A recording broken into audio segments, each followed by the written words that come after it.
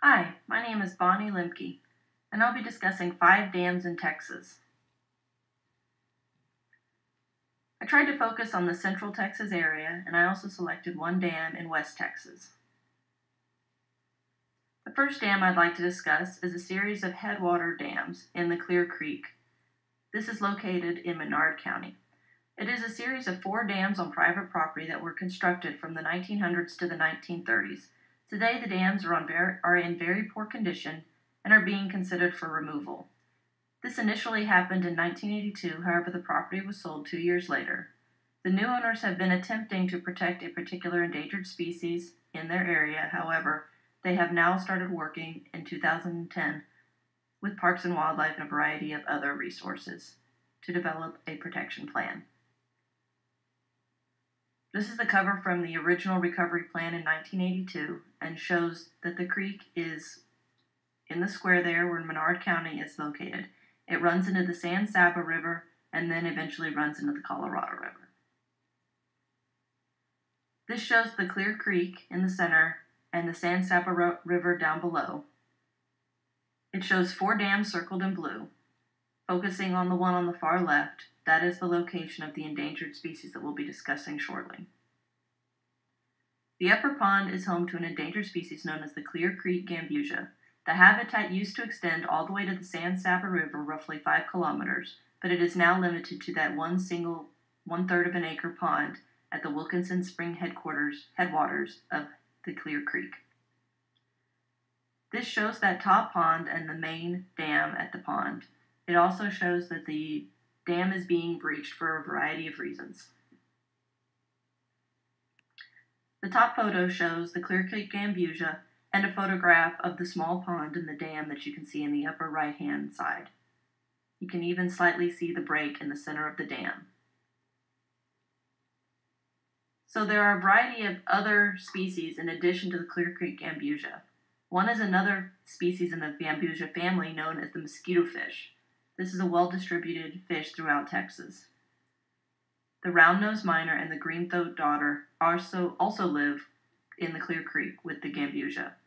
There are a variety of predatory species in the Clear Creek, to include a bass, several sunfish, and a bullhead.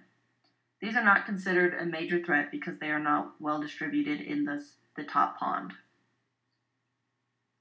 Habitat concerns for the endangered gambusia include the importance of consistent water conditions. Because they've been separated for so long from the rest of the creek, they have been developed into this species that only lives well in the top pond. There are a variety of habitat threats to the top pond and the conditions within it. Number 1 is dam damage. This is caused by nutria, which are large rodents that are exotic and invasive.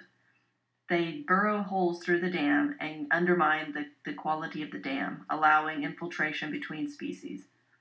And also trees that have rooted within the dam have since fallen over during storms and have removed chunks of the dam. The main problem here is competition with the mosquito fish. Runoff from irrigation and agriculture usage and loss of water in the aquifer may also threaten the top springs, the Wilkinson Springs of the Clear Creek. Any of these could cause a problem for the gambusia. The main plan was to remove the lower 3 dams initially. This would benefit the stream itself and the other species within the stream. But the decision was made not to remove the upper dam, but rather to repair it. This would protect the vital habitat to the Clear Creek gambusia. At some point, the dam could potentially be removed if the species was strong enough to survive with the mosquito fish. The next dam is the Rio Vista Dam. This is located near the San Marcos Springs at the headwaters of the San Marcos River. It is mainly used for recreational use with paddlers, tubers, swimming, and fishing. This dam was damaged in 1998 during a major flood. San Marcos is located between Austin and San Antonio on I-35. This is an image of the Rio Vista Dam in 2005 prior to modifications that were made to it. The Rio Vista Dam is located just below the San Marcos Springs, which is considered one of the most biologically diverse aquatic ecosystems in the southwestern United States, according to Texas State University, which is located in San Marcos. There are many game fish species in the rivers, and most of them are native, with a few introduced. The springs are also home to the endangered fountain darter, in addition to a number of other endangered species. The current habitat is the first 4.5 miles from the springs downstream, just past I-35. The San Marcos River itself is 83 miles long. The darter requires slow-moving water and plenty of aquatic vegetation, with the ability to move up and downstream. This is an image of the fountain darter. As you can see on this map, which shows the first 4.5 miles of the river, with the blue circle around the dam, the spring is just above the dam, and the dam really blocks the darters from getting much further south. That being said, each of the arrows show where darters have been able to be collected throughout the river. They have not been collected below the first 4.5 miles. In 2006, modifications were made to the original design of the wall to convert it to a more natural rapids design. This shows how the conversions have allowed for stepping down, and this makes it much easier for the fountain darter to access up and downstream as they need, and explains why we've seen an increase in the spread of the fountain darter. As you can see, this was a good alternative and allows for natural flow up and down while still creating a damming effect. This is going to show you how the fountain darter numbers have increased. As you can see in the center is 2006 with the flood event. And after that, you can see that there's been an overall increase in the number of fountain darters and a more steady flow, the blue line, from the fountain, from the spring. So all in all, the changes in the dam have improved the species and their ability to spread and be a healthy population. The Atin Dam is located 78 miles south of the Rio Vista Dam, also on the San Marcos River, near the Palmetto State Park. This is located just north of the confluence with the Guadalupe River. This was also damaged in a flood, but in 2008. Debris undermined the foundation, and the area has become very dangerous to paddlers and has even caused some deaths. There are strong undertows below the dam foundation, and the current through here is so swift that there is no way that fish can access upstream. It should be considered for complete removal. As you can see, this is quite a bit further south from the previous dam. This shows IH-10, and then the blue circle near showing the Atin Dam. This is what the dam looked like in 2006 before the storm damage. There are many other game species on the river, mostly native species, but some introduced similar to the previous dam. The endangered fountain darters do not reach anywhere near this far, probably because there are so many dams between the springs and this dam. The removal of the dam has already begun. This shows the dam after the damage, and you can see how much debris is backing up with the dam. In fact, the parks have even announced that this is such a dangerous situation that no one should consider paddling through this area. The landowner is very concerned, and so he has made effort to start removing portions of the dam. This was a video posted by a paddler a couple weeks ago that shows that some efforts have been made as they've already removed a section of the dam, hoping that this would help improve the undertow. However, the dam has not been completely removed yet, and progress is still ongoing. The last dam is going to be the San Esteban Dam, second to last dam, which is located near Marfa on private property in West Texas. It was built in 1910 on the Alameda Creek and was used as an irrigation reservoir. It was as large as 762 acres when full. This is located out in the West Texas near Big Bend and near the Mexican border. The top two photos here show the dam shortly after it was built, so you can see that it is quite a large dam, and the lake that it created below the reservoir is really quite a large area. However, it was repurposed in 1969 for recreational use only because the water table had dropped so low and because of increased siltation. There was just no way for it to continue being utilized for irrigation. Furthermore, there are 3 gate valves and none of them are functioning correctly. The retention reservoir today only holds water after flooding events and otherwise is completely dry. There are a number of threatened species that are all endemic to the Alameda Creek.